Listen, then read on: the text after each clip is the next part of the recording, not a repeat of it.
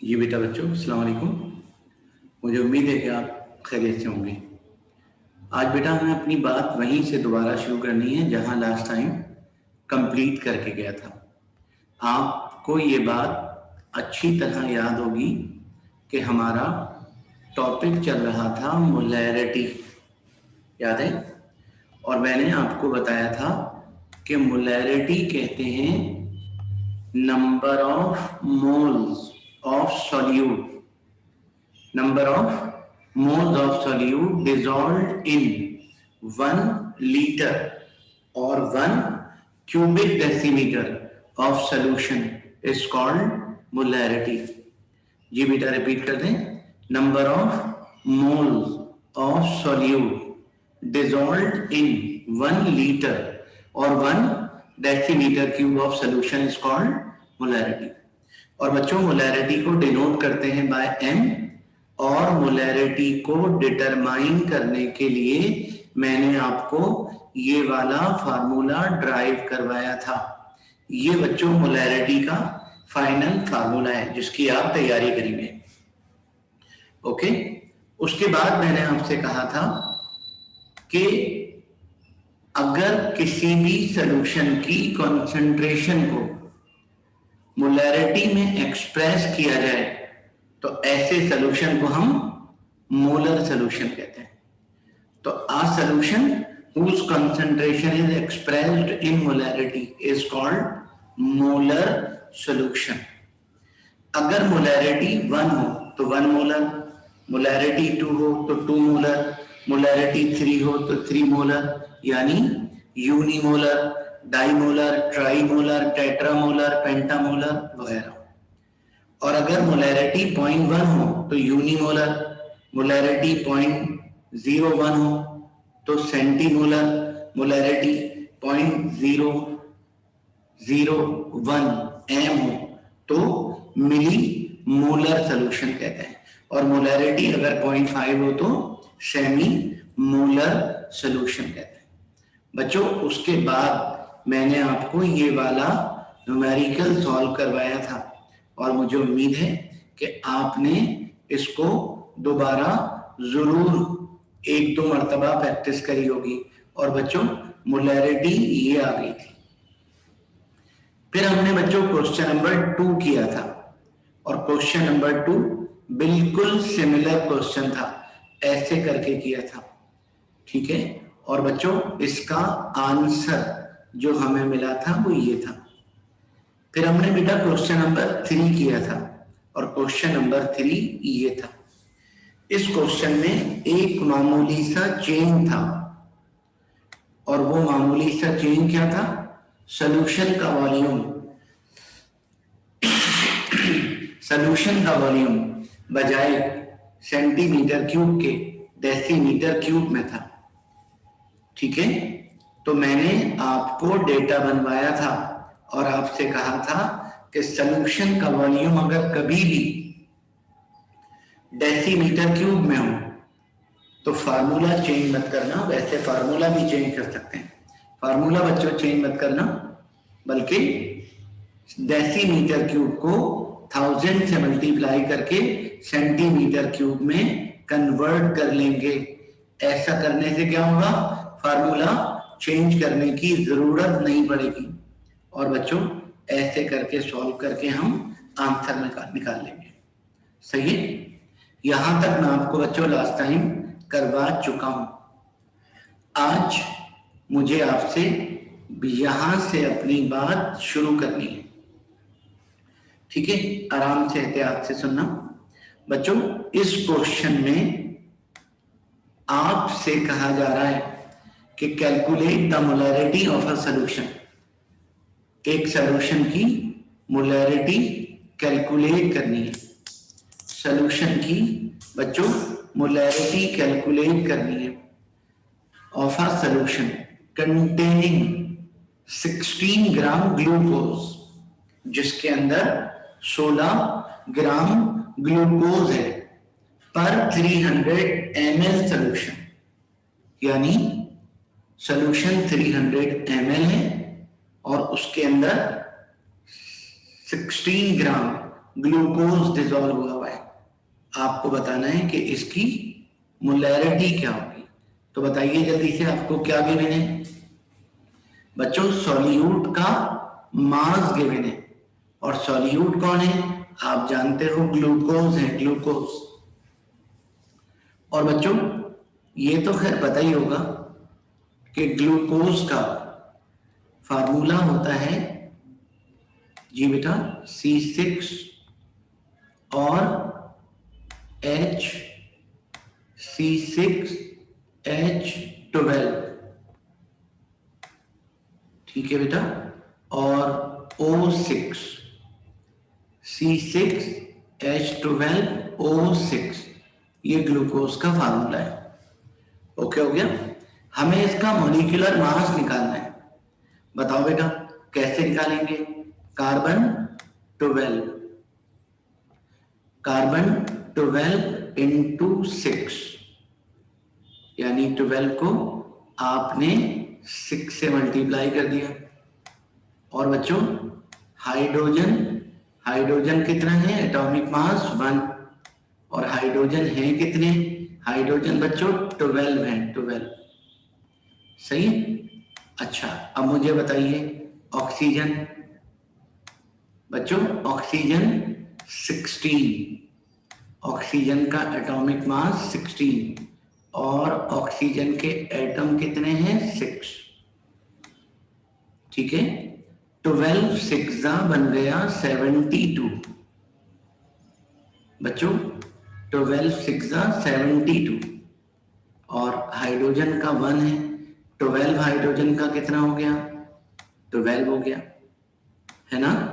12 hydrogen का बच्चों 12 हो गया। और बताइए, शाबाश, ऑक्सीजन 16 6 ये बन गया 96। इन तीनों को जब हम प्लस करेंगे तो ये बन जाएगा 180, ठीक है बेटा। इसको ग्राम में एक्सप्रेस कर देंगे तो ये बन जाएगा ग्राम मॉलिक्यूलर मास। चाहे तो इस काम को रफली आप भी कहीं कोने में कर सकते हैं। तो बच्चों ग्लूकोज का ग्राम मॉलिक्यूलर मास हमने निकाला 180, ठीक है। तो सॉल्यूट का मास पता चल गया, सॉल्यूट का ग्राम मॉलिक्यूलर मास पता चल गया, और सॉल्यूशन का वॉल्यूम तो खैर पता ही है कितना। सॉल्यूशन का वॉल्यूम बच्चों बताइए, सॉल्यूशन का वॉल्यूम है 300 ml, ठीक है। अच्छा, अब मुझे बताएं मोलैरिटी निकालनी है। तो बच्चों molarity is equal to mass of solute upon gram molecular mass of solute into 1000 upon volume of solution. Solution का वॉल्यूम या तो सेंटीमीटर क्यूब में लेते हैं या मिलीलीटर में लेते हैं।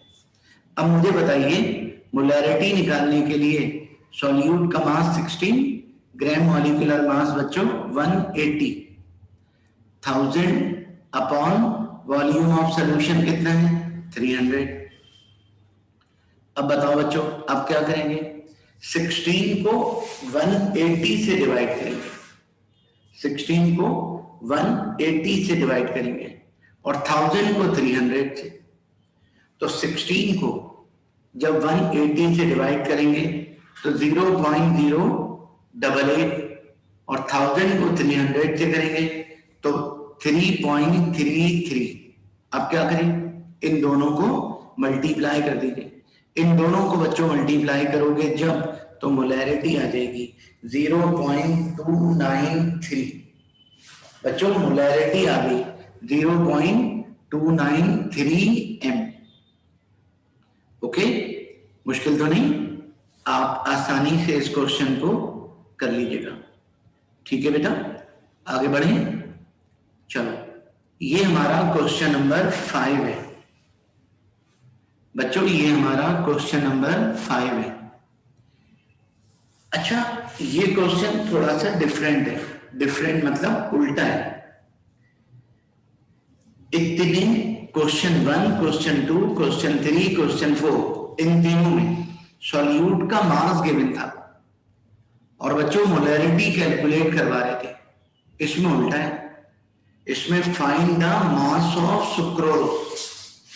बच्चों find the mass of sucrose, और सुक्रोज आप जानते हैं बच्चों, सुक्रोज आप जानते हो किसको कहते हैं बच्चों, सुक्रोज आप जानते हैं शुगर को कहते हैं बच्चों, खाने वाली शुगर को कहते हैं सुक्रोज, जिसका फार्मूला C12H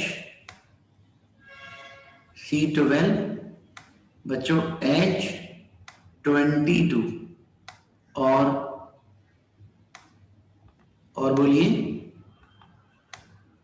शाबाश, और बच्चों O11, ये देखिए O11।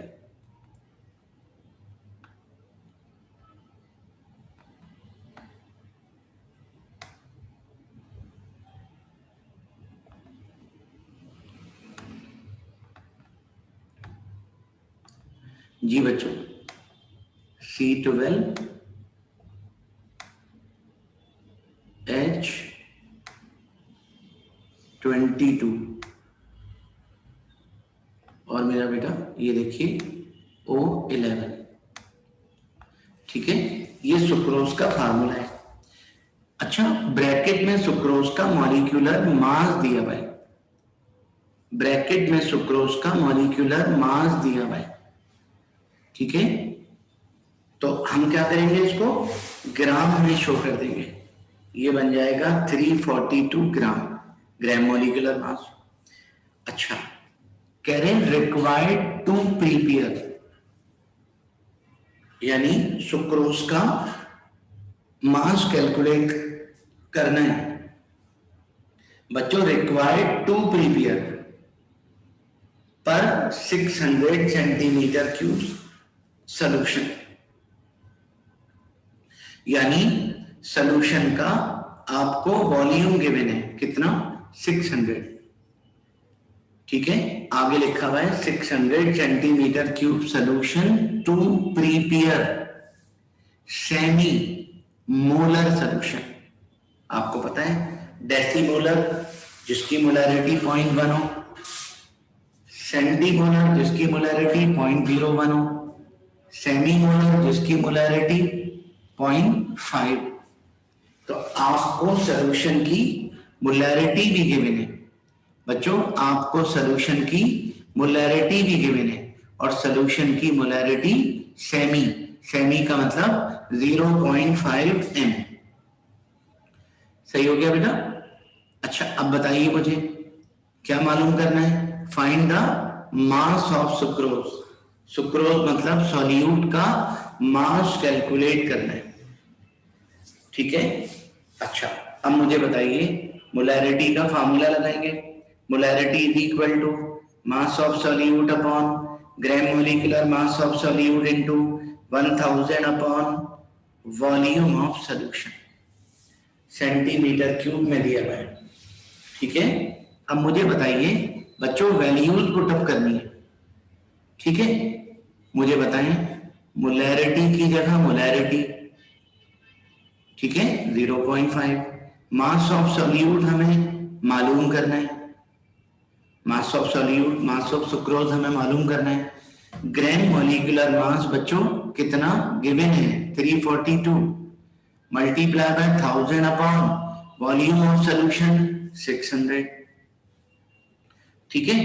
अब बताओ बेटा, अब क्या करेंगे, मास कैलकुलेट करना है, और बच्चों मास कैलकुलेट करने के लिए मास को अकेला करना है, मास को आइसोलेट करना है, उसके लिए क्या करना होगा, 342 और 600 ये दोनों डिवाइड हो रहे हैं, इसको बेटा उधर ले जाएंगे, क्रॉस मल्टीप्लाई कर देंगे, क्रॉस मल्टीप्लाई करेंगे तो इधर दोनों डिवाइड हो रहे हैं, वहां जाकर मल्टीप्लाई हो जाएगा, 1000 बच्चों मल्टीप्लाई हो रहा है, इसको भी क्रॉस मल्टीप्लाई करेंगे तो ये नीचे आके डिवाइड हो जाएगा, ये देखिए 0.5 342 वहां जाके मल्टीप्लाई हो गया, 600 वहां जाकर मल्टीप्लाई हो गया, और बच्चों 1000 नीचे आकर डिवाइड हो गया।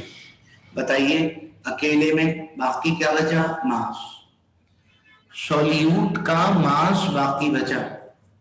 अब बताओ बेटा आप क्या करें? 0.3, 342, 600 इन तीनों को मल्टीप्लाई करके 1000 से डिवाइड कर देंगे। जब 1000 से डिवाइड करेंगे तो बच्चों क्या होगा? मास ऑफ सॉल्यूट आ जाएगा, यानी 102.6 ग्राम। इसका मतलब 600 सेंटीमीटर क्यूब अगर वॉल्यूम हो सॉल्यूशन का और सेमी मोलर सॉल्यूशन बनाना हो, सेमी मोलर सॉल्यूशन प्रिपेयर करना हो, तो बताइए बेटा क्या करेंगे? हमें जो सुक्रोज डालना होगा वो 102.6 ग्राम के बराबर होगा। ठीक है बेटा, आप इसको अच्छा करके प्रैक्टिस करेंगे। आगे बढ़ूं, अगली बात करते हैं। और बच्चों अगली जो बात है वो ये है मेरा बेटा, अगली जो बात है वो ये है, find the mass of urea.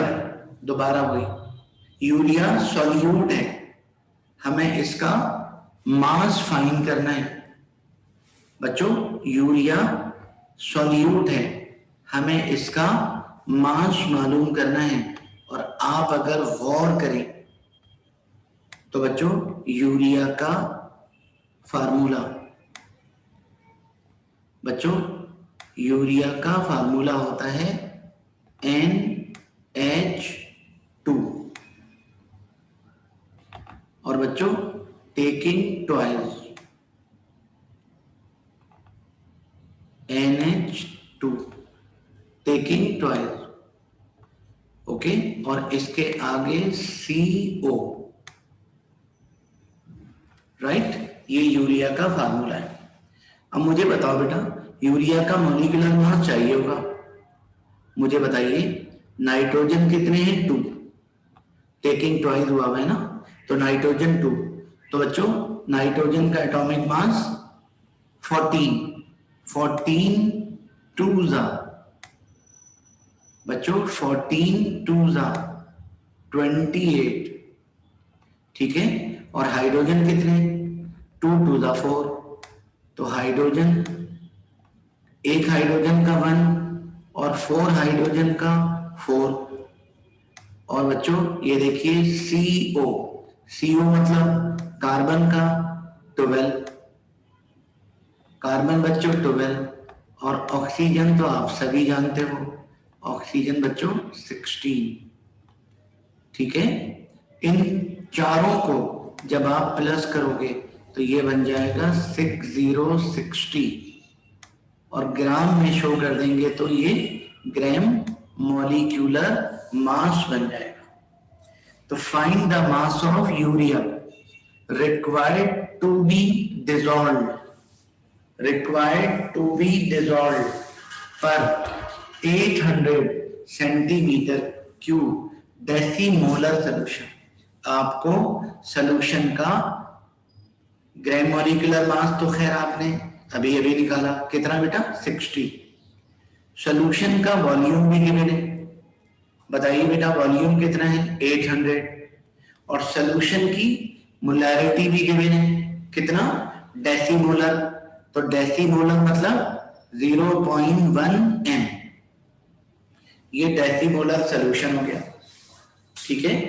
अच्छा, और find the mass of urea, यानी सॉल्यूट का मास कैलकुलेट करना है। जैसे अभी किया था बिल्कुल वैसे ही करेंगे, यानी जैसे अभी किया था बेटा बिल्कुल उसी तरह से करेंगे, ठीक है। मोलैरिटी का फार्मूला लिखेंगे, ये देखिए मास of solute upon gram molecular mass of solute. बच्चों ये मॉलिक्यूलर मास से पहले ग्राम भी लगाना है। और 1000 upon centimetre cube of solution. Centimetre cube of solution मतलब वॉल्यूम ऑफ सॉल्यूशन, ठीक है। अब मुझे बताइए मोलैरिटी की जगह मोलैरिटी और मास ऑफ सॉल्यूट हमें मालूम करना है। ग्राम मॉलिक्यूलर मास सॉल्यूट का कितना 60,000 अपॉन सॉल्यूशन का वॉल्यूम कितना है 600 सेंटीमीटर क्यूब है ना।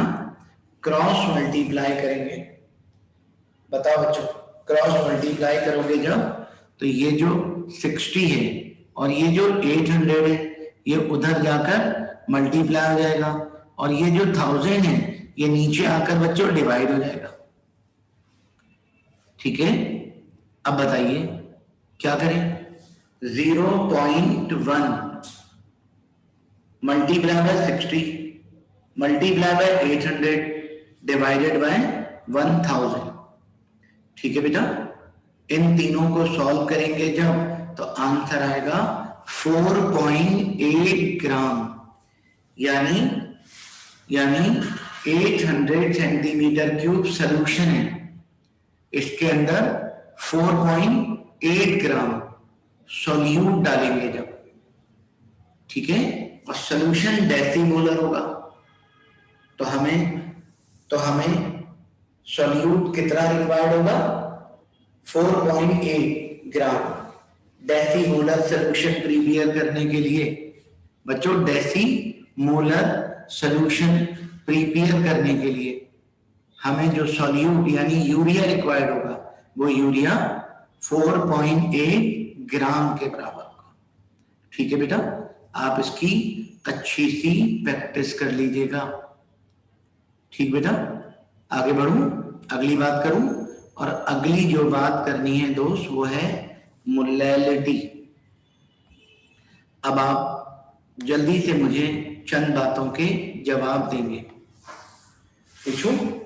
सबसे पहली बात बच्चों, सबसे पहली बात ये बताना है आपने कि मोलैलिटी क्या होता है। शाबाश। Number of moles of solute. बच्चों number of moles of solute. शाबाश। डिसॉल्व्ड इन 1 लीटर और 1 cubic decimetre of solution is called molality. सही है, इसको मामूली सा चेंज करना है। वो कैसे? Number of moles of solute. बच्चों number of moles of solute, number of moles of solute per kilogram और 1000 gram of solvent is called molality.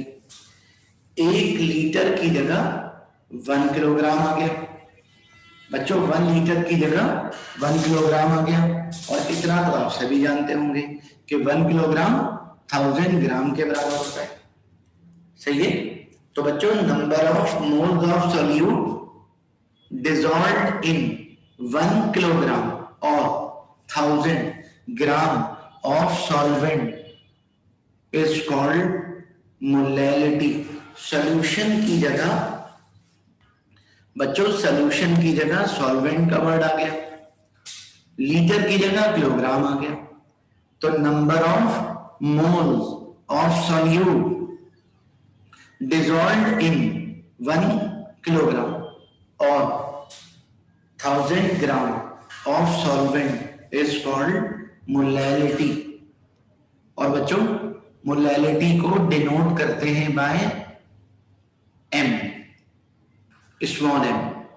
Capital M से मोलैलिटी को डिनोट करते हैं, स्मॉल एम से मोलैलिटी को डिनोट करते हैं, और इसको डिटरमाइन करने का दोस्त फार्मूला वही है, क्या?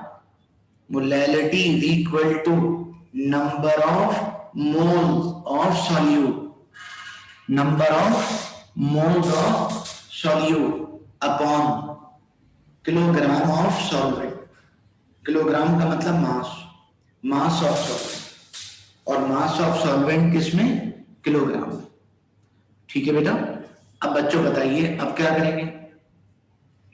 अब हम वही काम जो पहले किया था, वो क्या? नंबर ऑफ मोल को ब्रेक करेंगे, और नंबर ऑफ मोल को ब्रेक कैसे करेंगे? मास अपॉन ग्राम मॉलिक्यूलर मास।